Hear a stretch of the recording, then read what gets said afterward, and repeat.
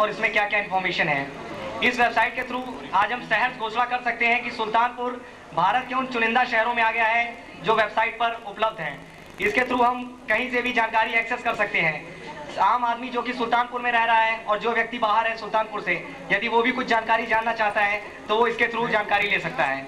इसके लिए एक प्रयास था जो कि आप लोगों के सहयोग से पूरा हो सका और आप लोगों का बहुत ही सपोर्ट रहा। और इसी के साथ मैं कंक्लूजन करते हुए परम आदरणीय मुख्य अतिथि साहब को बुलाना चाहूँगा कि वे अपने कुछ विचार रखें यहाँ स्टेज पर हम लोगों के मनोबल को ऊँचा करने के लिए। Please sir. सुरेश चंद्र अपने आशीर्वाद दें। धन्यवाद।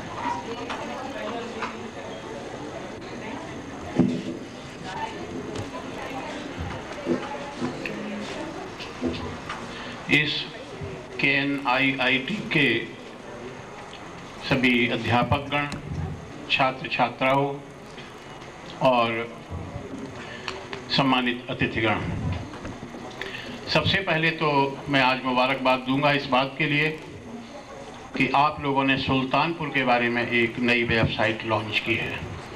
ये वास्तव में बड़ा ऐतिहासिक अवसर है, क्योंकि जनपद में रहते हुए तमाम लोगों को जनपद के बारे में जानकारी नहीं होती है, और जब हम इसको वेबसाइट के माध्यम से लॉन्च करते हैं तो इससे न केवल जनपद के लोग लाभान्वित होते हैं बल्कि पूरे देश के और विदेश के लोग भी इसको खोलकर इससे लाभान्वित हो सकते हैं। अभी जो आप लोगों में से टीम लीडर्स ने अपने अपने छोटे छोटे प्रेजेंटेशंस दिए, उसको मैंने सुना। अगर मुझसे आप लोगों ने पहले संपर्क किया होता तो संभवतः मैं कुछ ज़्यादा आप लोगों के लिए कंट्रीब्यूट कर सकता था। बहरहाल मुझे अभी नहीं पता कि आपकी वेबसाइट में क्या क्या सूचनाएं हैं, क्या क्या इन्फॉर्मेशन है, लेकिन मैं एक बात स्पष्ट करना चाहूँगा कि हमारा सुल्तानपुर जनपद बहुत ही ऐतिहासिक और गौरवशाली जनपद है। किसी भी क्षेत्र में देखें, हमारे जनपद में प्रतिभाओं का अभाव नहीं है। अगर इस दृष्टिकोण से देखा जाए तो हम ये समझते हैं कि सबसे पहले बात आती है कि हमारे जनपद में ऐतिहासिक और सांस्कृतिक धरोहर की कितनी चीज़ें हैं, कितने स्थान हैं, कितने स्पॉट्स हैं। हो सकता है आप लोगों ने समावेश किया हो। मैं इस बात के लिए काफ़ी प्रयासरत रहा हूँ कि कुछ ऐसी ऐतिहासिक और सांस्कृतिक चीज़ों को हम ढूंढ निकालें और उनको विकसित करें जिससे लोग हमारी गौरवशाली अतीत से परिचित हो सकें। मुझे तमाम पुस्तकें मिली हैं, मेरी टेबल पर रखी हुई हैं, जहाँ खुदाई में निकला है, तमाम पौराणिक कथाएं उनसे जुड़ी हुई हैं। हमें ज़रूरत है कि उन सारी गौरव गाथाओं को हम अपने जनपदवासियों के सामने लाएं और देशवासियों के सामने लाएं। साथियों, स्वतंत्रता संग्राम में हमारे जनपद के लोगों का बहुत बड़ा योगदान रहा है। अब भी तमाम हमारे स्वतंत्रता संग्राम सेनानी जीवित हैं और 26 जनवरी, 15 अगस्त तथा अन्य राष्ट्रीय त्योहारों पर हमारा मार्गदर्शन करते हैं और उनका आशीर्वाद प्राप्त करके हम अपने को गौरवान्वित महसूस करते हैं। जरूरत इस बात की भी होगी कि स्वतंत्रता संग्राम में जिन्होंने अपनी हस्ती मिटाकर हमें स्वतंत्रता दिलाई है, उनका उल्लेख वेबसाइट पर हो।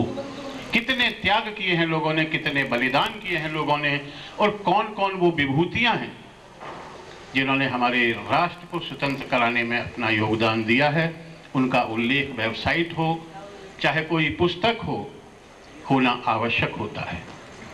साथियों, अगर सरहदों की सीमा को देखा जाए, हमारे जनपद के तमाम जांबाज सिपाहियों ने देश की रक्षा करते हुए अपने प्राणों की आहुति दी है और बड़ी वीरता पूर्वक लड़कर के दुश्मनों का उन्होंने सत्यानाश किया है। क्या हम उनको भूल सकते हैं? और अगर नहीं भूल सकते तो उनके त्याग और बलिदान की कथा कहीं न कहीं हमको लिखनी होगी।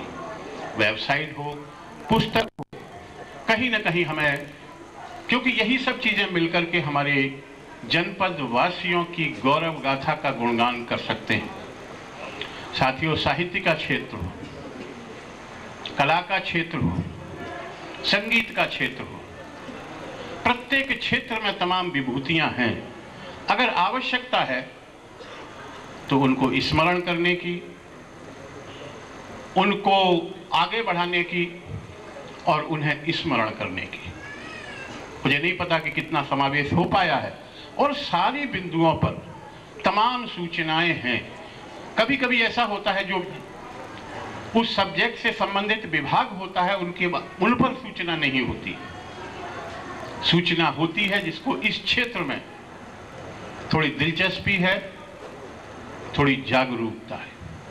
अभी हमने 2 अक्टूबर को प्रयास किया था कि सांस्कृतिक कार्यक्रम और संगीत के क्षेत्र में लोक शैली की जो हमारी विधाएं हैं और उनसे जुड़े हुए जो कलाकार हैं उनको प्रोत्साहित करें, उनके कार्यक्रम देखें ताकि उनका मनोबल बढ़े और हमारे जनपद का नाम आगे चल करके वो रोशन करें। एक छोटा सा प्रयास था। अगर इन प्रयासों को और बढ़ाया जाए तो साथियों, इसमें 2 राय नहीं है कि प्रतिभाओं की कमी नहीं है। अगर ज़रूरत है तो चिन्हित करने की है, विकसित करने की है और उन्हें उत्साहित करने की है। इसमें कोई 2 राय नहीं कि हमारे डेवलपमेंट के 2 की सेक्टर्स, शिक्षा और स्वास्थ्य। हमें बड़ी खुशी है कि शिक्षा और स्वास्थ्य के क्षेत्र में जो भी सूचनाएं हैं आप लोगों ने उनको वेबसाइट पर संकलित किया है, लेकिन हमें नहीं पता कि स्वास्थ्य के लिए शासन और प्रशासन द्वारा कौन कौन सी योजनाएं चलाई जा रही हैं और किस तरह से हम इनको डेवलप करने का प्रयास कर रहे हैं। इन सब चीजों का समावेश हो पाया है, नहीं हो पाया। इसी तरह से शिक्षा के क्षेत्र में प्राइमरी शिक्षा हो या माध्यमिक शिक्षा हो, सरकार के प्रयास, प्रशासन के प्रयास बड़े अकथनीय हैं। मैं आपको बताना चाहूंगा कि हम लोग प्रयासरत रहते हैं कि किसी का भी, गरीब हो, अमीर हो, किसी जाति का हो, किसी वर्ग का हो, उसका 6 साल से 11 साल के बीच का बच्चा इस स्कूल में पंजीकृत होने से न छूटे। पंजीकरण होता है, वजीफा लेते हैं और फिर अभिभावक लोग उस बच्चे को बिठा लेते हैं। आप कल्पना करिए कि अगर 20 साल बाद, 50 साल बाद भी कोई व्यक्ति आकर के कहेगा, महिला हो या पुरुष, कि हम तो बिना पढ़े लिखे हैं, तो हमारी इस समाज में क्या दुर्गति होगी। हम क्या सीना उठा करके कह पाएंगे कि हम प्रशासन करते रहे और लोग अनपढ़ के अनपढ़ बने रहे। इसी तरह से समाज सुधार के क्षेत्र में तमाम योजनाएं कार्यान्वित हो रही हैं। हम ये चाहेंगे कि धीरे धीरे करके आप अपने इस वेबसाइट के स्कोप को थोड़ा एक्सपेंड करिए और उन सब चीज़ों के बारे में लोगों को जानकारी मुहैया कराइए। मैं जानता हूं कि आप लोग सांस्कृतिक कार्यक्रम के लिए यहाँ एकत्रित हुए हैं, मेरा सरकारी भाषण सुनने के लिए नहीं हुए हैं, लेकिन मुझे खुशी है कि आप लोगों ने यहाँ मुझे बुलाया। वास्तव में मैं तो आवास मीटिंग से लौट रहा था और आपके जो अध्यापक जी और छात्र गए थे, मैंने वादा किया था कि मैं लौटते हुए जरूर आपके कार्यक्रम में शिरकत करूंगा। इसीलिए मुझे याद था और मैं आपके मध्य आया।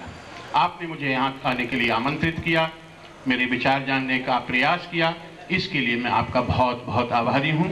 धन्यवाद। जय हिंद।